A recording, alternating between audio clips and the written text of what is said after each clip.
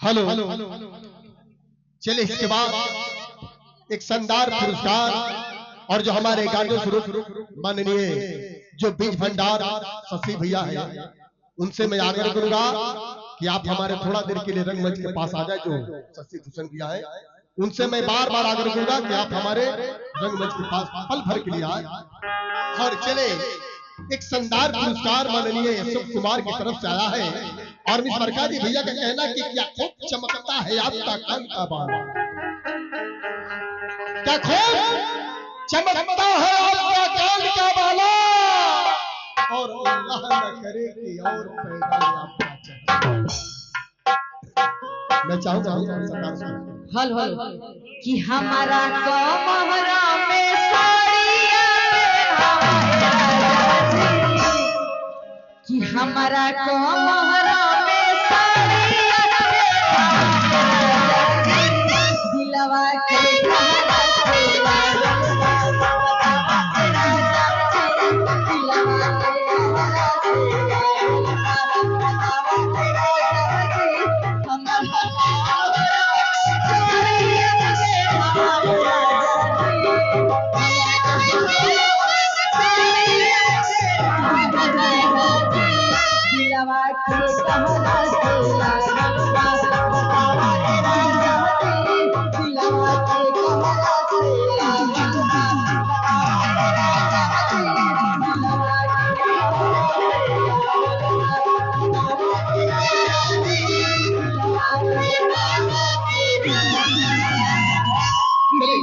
के कहरा से लागल बतावा तेरा दिलवा के कहरा से लागल बतावा तेरा दिलवा के कहरा से लागल बतावा तेरा दिलवा के कहरा से लागल बतावा तेरा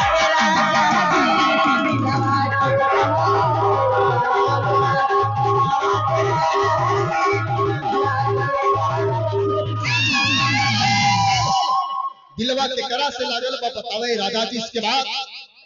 सबसे पहले मैं चाहूंगा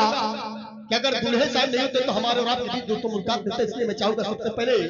दुल्हे साहब को मुबारकबाद देने के लिए जो हमारे टीसरी के साथ गायिका गोल्डन स्टार कंपनी मालकिन है जिनका नाम है मिस बरखा जी, शानदार सहरे का आगाज और आज अपने मुखारबिन से पेश करने जा रही है। और बरात मालिक से मैं पुनः आग्रह करूंगा कि आप सिंहासन के पास से जाए के पड़ी तो आगे से भाई सीढ़ी नहीं खेली